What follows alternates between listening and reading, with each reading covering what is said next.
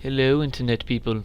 It is your fellow internetian stuck in America, and I'm back again to give you the news from the past week in gaming, and also to bring you what has been. Okay, this is awful.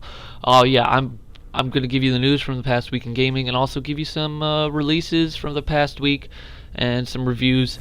And yeah, I did have to skip last week, but that's because it was a holiday and I was spending it with family, so I have an excuse that's all right. Anyway, I'm back now, so let's just get things rolling with some news. First off, we're going to start with Skyrim. Yeah, Skyrim's back in the news, and here's the reason why. Skyrim is the first ever Western game, listen up, to score perfectly in Japan's Famitsu. And Famitsu is a gaming magazine in Japan, and that is freaking awesome. The first ever Western game in 25 years of the existence for the magazine. Perfect 40 out of 40. Yes, that's their scoring system. It's weird, but whatever. Perfect 40 out of 40, and it's only the 17th game in the history of the magazine to get a perfect score. But the fact that it's the first ever Western game, that is phenomenal. Congratulations to Bethesda and their widely popular game of Skyrim. Second piece of news here: if you are a Verizon customer and you like Xbox 360s, this might be for you. Verizon is bringing 26 channels of live TV to Xbox 360 in December this year, and the fact is, it's not going to be all of the Verizon customers though. The specifications you need though are Xbox Live Gold membership, and you also need to be subscribed to Verizon Fios TV and Verizon's internet services. Once you have that stuff, you'll be able to sign up and get TV through your Xbox. Remember, it's only 26 channels now, but later it will definitely, well, I'm going to say probably, but in my mind I'm thinking definitely, there will be more channels. The incentive to get on this early though is anyone who signs up before January 21st will be eligible for a free copy of Halo Combat Evolved Anniversary and a 12-month Xbox Live Gold subscription. And that would take care of that first specification of having an Xbox Live Gold subscription. That, I mean, it's an awesome little thing that they're adding to the Xbox. And here's the last little tidbit of news. Final Fantasy XIII will allow players to dress their Noel Kreese character. I don't know if that's how you pronounce his last name, but the Noel character up like Ezio from Assassin's Creed Revelations. And that's actually pretty cool. The catch is that it's a DLC, which means you'll probably be paying for it. Those are the news items that I found interesting this week to me.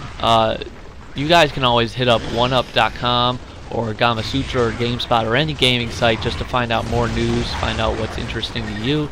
But right now we're going to move into the release and review portion for this week. This week was lacking in games. There were only 8 console games released this week, and they were only released for the Wii and the PC. So since that's the case, we're just going to go through these 8 games, and then since I missed last week, we'll go through some of the bigger releases from last week for the consoles. And that wasn't many either, but yeah, we're just going to start it off right now. So we're going to skip the Xbox 360 and PS3 releases this week, because there weren't any. So we're just going to move straight into Wii.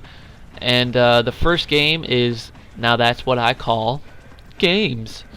But as usual, there were no reviews for anything in the Wii. I checked many different sites, and I could not find a review for any game this week for the Wii. So no score for, now that's what I call ... games.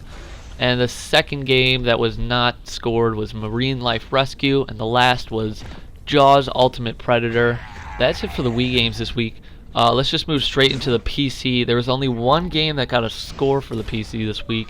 That was Heavy Fire Afghanistan, and that received a user score of 6.3, but the other games did not score anything, so we're going to just run through them. The first one was Defender's Quest. The second one is Skiing Resort Simulator 2012, and the third one is Small World Tunnels. And lastly, we have Mafia 2 Director's Cut. That only came out for the Mac, but I'm pretty sure that's because it's a DLC and it already came out for the other systems already. But I'm not sure. Not 100%. Maybe I should have done more research. Anyway, I'm a college student. Give me a break. That was it for the games this week. Yep, that's it. We have no cross consoles or anything, so let's just move into the games from last week. The games are pretty scarce, as in the big games. There's none for the 360, but there were two pretty good ones for the PS3. The first one being Final Fantasy V, which I guess was just like a re-release for the Final Fantasy fans. That scored a user score of 8.4 on GameSpot. And the other game released this week was Tekken Hybrid. Tekken's a pretty big fighting game. That received a critic score of 6.6. But that's it for the big PS3 games from last week. The Wii had a huge title release last week, and that was Legend of Zelda Skyward Sword, and that received a critic score of 9.3. PC had one big release also last week, and they have been waiting for this for some time.